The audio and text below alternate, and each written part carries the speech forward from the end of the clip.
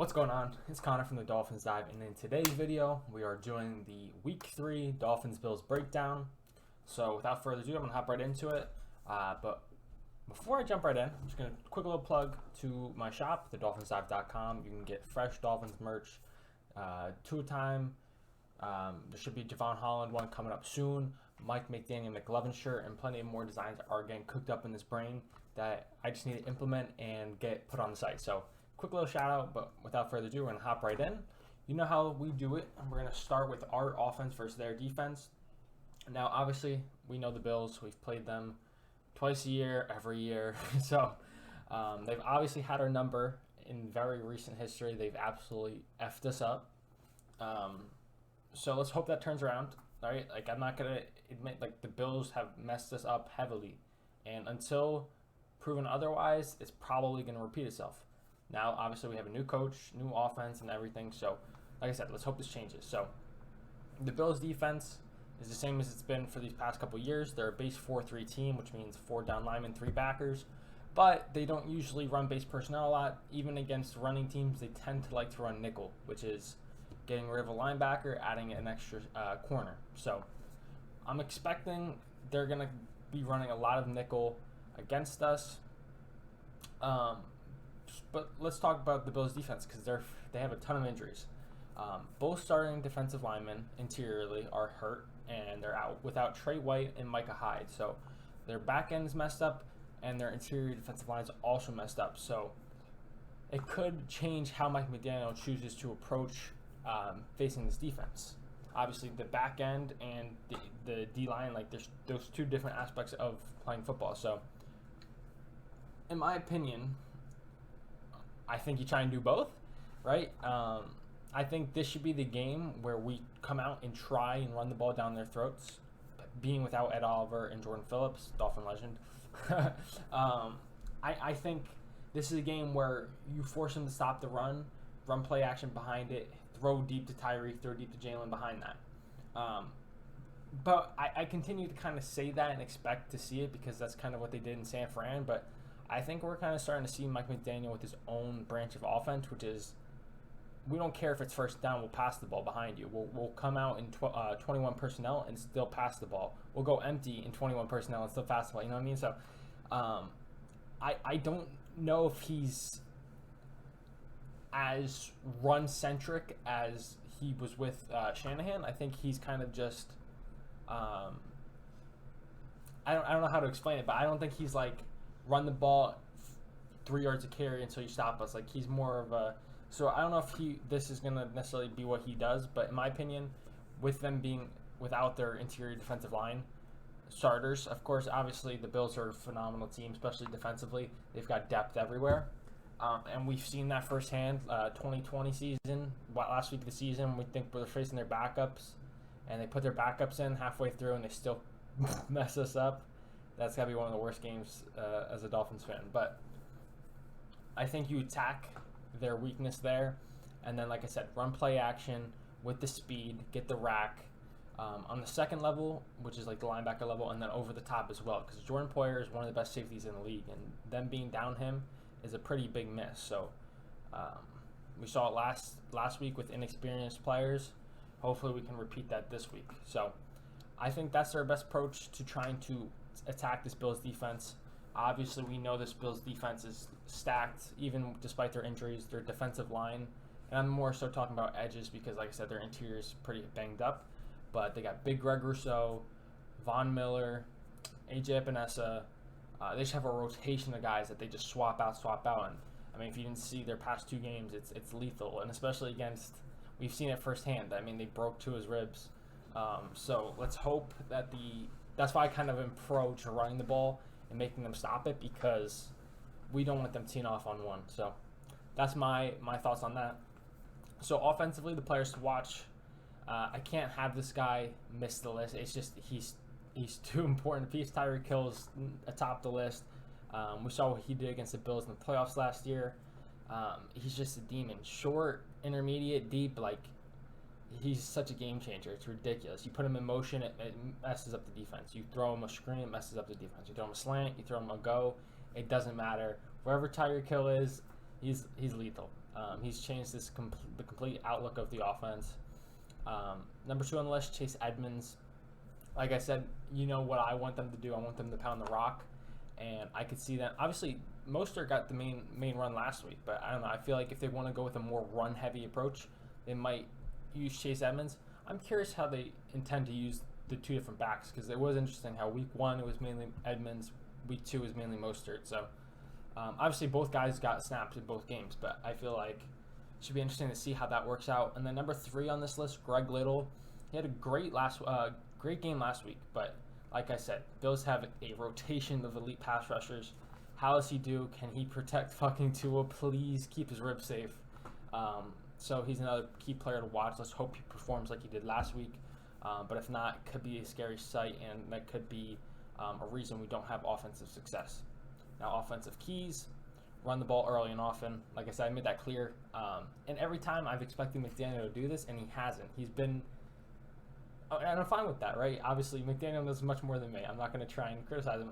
I should expect it coming from the 49ers, where they base basically out of 21 personnel, that every single first down, for the most part, would be runs. And he's gone against the grain, which I'm fine with. But like I said, with their banged-up D-line, I'd anticipate that they go for a more run-heavy attack. Number 2, play-action pass, the deep shots to help prevent the pass rush. So, obviously, we want to get the ball down the field, but we don't want to give Von Miller – we don't want Von Miller to know what's coming, right? So, if you run play-action, make him think he's defending the run before realizing he has to defend the pass. Helps buy you some time and gives you the ability to push the ball down the field. The Tyreek Hill and Jalen Waddle with Jordan Poyer out. I think that's probably their best approach to doing so. And then 3, I feel like it's a game plan every week, but rack them up. Throw the ball short. Let our dogs run. Have Alec Ingold block. If you've seen any of those clips, it's pretty ridiculous. I didn't get to do a film breakdown this past week. I was just too busy. But it was fun to watch. I kind of wish I did go back so I could just clip some of the stuff. It's absurd. Some of he was pancaking DBs nonstop. Not even just DBs though. He's just, the dude's a tank. I love Alec Ingold. So yeah, that's it for the offensive side of the ball. Now onto the defense. And once again, there's offensive fucked us up in the past, but the last time we faced them, the defense actually did a good job. They let up 16 points, but 1 touchdown was garbage time. Like I think we went for it on the 4th and 15 because the game was basically on the line. They picked us off. They continued to drive down the field and score with 30 seconds left or something like that. So that we really let up 19 points. And if you remember back last year, our offense was absolute dog shit, atrocious. We couldn't move the ball. It was 3 and out punt, 3 and out punt. There was no complimentary football. Our defense was on the field the entire game, and they made a lot of stops. Obviously, you're going to let up 19 points to a very good team if you're on the field that long. So I think the last time out, our defense did a good job. Let's hope that continues. And I think the way they do that is kind of similar to how they did last time. Obviously, we base out of our third down pressure packages a lot of zero blitzing, but obviously they've shown ways to beat it dating back to 2020. So obviously they have a new OC, but their offense looks just as good, if not better. So it should be interesting to see how Josh Boyer plans up this game. I'd give my suggestions on what I want to do, but that's kind of mixed into the defensive keys, so I'll hit it when I get there. Defensive players to watch. Number 1, who I don't know if he's made the list yet, but Jalen Phillips. He's had a quiet start to the season, but I wouldn't be too worried. I don't think it's lack of him doing good. I think he's actually getting a lot of respect. I saw a stat, and I don't know how valuable the stat is, but if it's a stat that's pro your team, you use it, okay? But he was one of the top winners in pass rush win rate, which is, once again, I don't know necessarily fully what it entails, but we know Jalen Phillips is a good pass rusher. Like to see him tee off maybe and get some sacks. Number 2, Kader Kohu. Now, he might not even be the guy that gets a lot of snaps. I don't know how they plan on matching up against the Bills, especially how they're set up. I'm curious because they've got Diggs, obviously, who's one of the best receivers in the league. And then they have Gabe Davis, who's very good, but he's also a big body. And Kader Kohu is not a big body. So I don't know how they plan to approach that, especially when you consider Nick Needham also isn't a big body. I don't know how they're going to want to balance that out. Maybe put X on Gabe Davis and double Diggs, but I don't know. I don't know if I like that approach either. So that goes into my next player, which is also Xavier Howard. I'm curious how they plan to use our corners on their receivers because Stephon Diggs is one of the best players in the league, and Gabe Davis is a big body, and I don't know if we have someone that would necessarily match up with him unless they feel that guy's no Igbenogany. I'm not saying it. I'm just thinking from a size standpoint. Like, let's see, Noah Igbenogany, because Kader is like 5'9", Nick Needham's like 5'10". Noah's at least 5'11", a little bigger, can kind of, I don't know. Like I said, that's kind of curious because I could see us trying to take away Diggs and Gabe Davis taking over because he's just bodying up everybody. So I'm curious how they plan to attack that. The defensive keys of the game, the biggest thing for me, and I think it's what we did last time we played him, is mix up the looks. Make them think we're running zero, drop out and cover 3. Just disguise the coverages. Josh Allen's too good. He's going to beat you. It's just about limiting that, and I think the best way to do that is disguising coverages, disguising blitzes, and trying to confuse him. Obviously, there's going to be instances where he's going to make big plays. It's Josh Allen. It's going to happen. But like I said, just trying to limit it, trying to confuse him, and not know what's coming next instead of being predictable and sitting the same stuff and let him pick you apart. Number 2, cover Stephon Diggs. I think that's pretty self-explanatory. I think he's second in the league in receiving yards behind Tyreek Hill and right ahead of Jalen Waddle, which just goes to show how elite our receivers are. Pretty cool. But yeah, the Allen-Diggs connection is absolutely absurd. So cover Diggs, whether you're putting X on him with safety help, whether you're double teaming him, however you do, try and erase him from the game. It's not going to happen, but try your best to do so. And number 3, contain Josh Allen.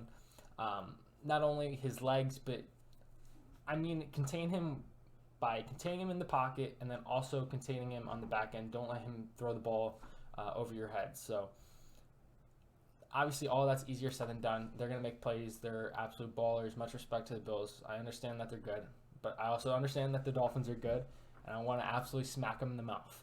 So like I said, they've kind of big brothered us these past couple of seasons. Let's hope the times have changed and we can beat them, their banged up team. Now, obviously, we want to beat them at full strength. And if we do beat them, there's going to be a bunch of excuses made.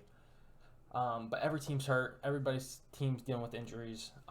Every game's important. So this would be a big dub to get. I don't care who's hurt on their team. And we play them again anyway. So that's it for the video. Actually forgot to say the prediction. Had they not be so banged up, had Jordan Poyer was playing, had Ed Oliver was playing, I'd probably give the Bills the win.